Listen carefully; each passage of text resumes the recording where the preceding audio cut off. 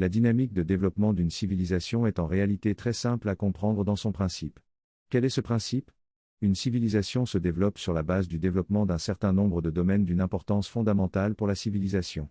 Et le développement de ces domaines de première importance dépend à son tour de la qualité et de l'intensité de travail des êtres d'élite qui s'y investissent. Cela n'a rien à voir avec de soi-disant cycles cosmiques de quelque amplitude, ni avec de soi-disant énergie cosmique de quelque modalité. Cela a à voir totalement avec le travail dédié des êtres d'élite qui œuvrent au sein des domaines de première importance. Quels sont les domaines de première importance pour le développement d'une civilisation ? Il est possible de les dénombrer au nombre de 4. Une civilisation se développe selon le développement de sa science médicale. Et donc selon la capacité des chercheurs d'élite en médecine, de développer des traitements et des techniques pour guérir les systèmes biologiques et les systèmes psychologiques, et pour corriger les dysfonctionnements des systèmes biologiques et des systèmes psychologiques. 2. Une civilisation se développe selon le développement de sa technoscience. Et donc selon la capacité des scientifiques d'élite, des ingénieurs d'élite et des inventeurs d'élite, de faire avancer les connaissances scientifiques et de faire avancer les technologies.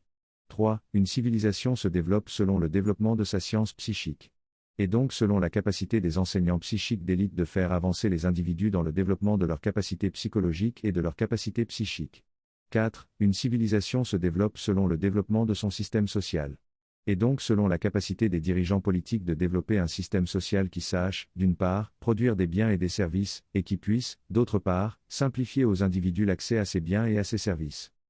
On parle alors de 4 élites d'une importance fondamentale du point de vue du développement d'une civilisation, l'élite médicale, l'élite technoscientifique, l'élite psychique et l'élite politique. Le travail de l'élite médicale se passe essentiellement dans des laboratoires dédiés. Et il bénéficie à la civilisation essentiellement sous la forme des hôpitaux, des cliniques et des pharmacies. Le travail de l'élite technoscientifique se passe essentiellement dans des laboratoires dédiés.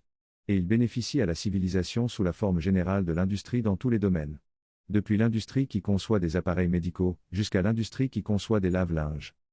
Sur Terre, le domaine de la science psychique est encore à un stade tellement rudimentaire, qu'il est encore dans le ghetto social. Il n'a pas encore acquis d'autorité sociale. Les facultés de médecine socialement établies sont la manifestation du fait où est le domaine de la science médicale a acquis de l'autorité sociale. Les universités de sciences et les écoles d'ingénieurs, socialement établies, sont la manifestation du fait que le domaine de la technoscience a acquis de l'autorité sociale. En comparaison, il n'existe encore aucune école psychique qui serait socialement établie, au sens où le sont les facultés de médecine, les universités de sciences et les écoles d'ingénieurs. Au sens où le sont les écoles d'art, ou les écoles d'architecture. Ce qui signifie que le domaine de la science psychique n'a pas encore acquis d'autorité sociale, et par conséquent il se situe encore dans le ghetto social.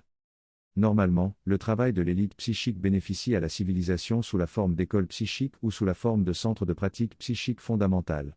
Ou encore sous la forme de l'intégration des enseignants psychiques au sein du système éducatif de base. Peut-être que la meilleure forme, c'est celle des centres de pratique psychique fondamentale. Entendu qu'idéalement chaque centre de pratique psychique fondamentale serait dirigé et animé par un enseignant psychique pleinement compétent pour conduire les pratiquants dans le développement de leurs forces psychologiques et de leurs forces psychiques. Sur Terre, il arrive qu'il y ait 1 ou 2 enseignants psychiques d'élite au cœur d'un siècle. Et il arrive qu'il n'y en ait pas un seul au cœur d'un siècle. Et tout cela, au milieu d'une pléthore d'enseignants et de chercheurs dans les innombrables religions et les innombrables spiritualités.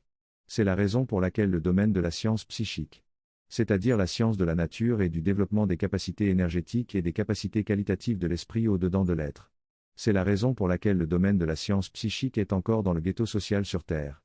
Mais il suffit d'un seul enseignant psychique d'élite qui atteindrait la pleine maîtrise intellectuelle du corpus de base de la science psychique, et qui atteindrait la pleine maîtrise d'un très haut niveau de pouvoir contingent. Pour qu'il soit possible d'envisager avec réalisme la formation de vrais centres de pratique psychique fondamentale, avec une solide assise sociale. Sur Terre, il n'existe pas encore de réelle élite politique, bien qu'il existe des dirigeants politiques ayant beaucoup de pouvoir conventionnel. Que serait un dirigeant politique d'élite ? Ce serait un dirigeant politique expert dans la technocratie et animé d'une bienveillance absolue envers la population. Et ici le terme technocratie renvoie à l'idée selon laquelle les problèmes de la société sont essentiellement des problèmes techniques, ayant leurs difficultés techniques en termes d'économie, en termes de politique, en termes de droit, en termes d'organisation et en termes de psychosociologie. Les perspectives du développement d'une civilisation ne sont pas les mêmes que celles du développement des individus qui vivent au sein d'une civilisation. Il faut souligner 3 choses en cette matière. D'abord, tous les individus ne sont pas destinés à devenir des êtres d'élite.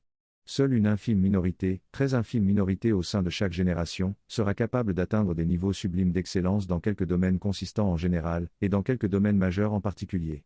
Donc si en tant que trentenaire et plus, vous n'êtes pas un être d'élite dans quelques domaines consistants ou dans quelques domaines majeurs, ou si en tant que pré-trentenaire vous ne présentez pas les accomplissements qui préfigurent que vous serez un être d'élite une fois pleinement adulte, vous devriez accepter modestement votre condition, au lieu d'essayer de gonfler artificiellement votre image. Ensuite, chaque individu, idéalement, devrait simplement s'occuper sérieusement de se constituer au moins une source consistante de revenus, et de l'entretenir de manière stable, en acquérant et en exerçant quelques compétences ou quelques talents, ou en créant et en entretenant quelque activité, ou en se constituant quelque patrimoine d'actifs. Car il s'agit là de la principale forme du pouvoir contingent sur Terre, lequel pouvoir contingent doit être consistant pour permettre à l'individu de mieux disposer des moyens de son bonheur et de sa liberté.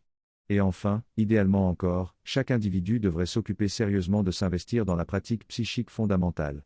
Dès lors qu'il existe des centres de pratique psychique fondamentale au sein de son cadre social. À titre d'indication factuelle particulière, et donc à titre de partage d'informations prosaïques. Je peux expliquer que, bien avant que ne soit possible la création d'une école psychique ayant une pleine autorité sociale, il s'agira d'abord de créer et de développer des centres de pratique psychique fondamentale à travers le monde. Un peu comme il existe aujourd'hui des dojos d'arts martiaux ou des salles de sport, au sens de structures de pratique ayant une assise sociale. Qui n'ont pas pour ambition de qualifier les gens pour des emplois ou des fonctions, mais qui ont pour ambition de permettre aux gens d'améliorer quelque chose de plus ou moins consistant dans leur être général. La base minimale nécessaire pour que la création de tels centres de pratique psychique fondamentale soit envisageable de manière pertinente. La base minimale nécessaire, c'est l'écriture d'un manuel de référence pour la pratique psychique fondamentale. L'arc actuel, en pause, dans la série des textes explications spirituelles à partir du texte 101, est dédié à l'écriture de ce manuel. Cet arc d'écriture est encore en pause, en attendant la publication du premier livre qui pose les bases générales pour une bonne compréhension de la réalité multidimensionnelle, du texte 00 au texte 100, plus quelques hors-séries. Peut-être que cela pourrait être le titre. Ou le sous-titre. De ce premier livre, Explications, de base pour une bonne compréhension générale de la réalité multidimensionnelle.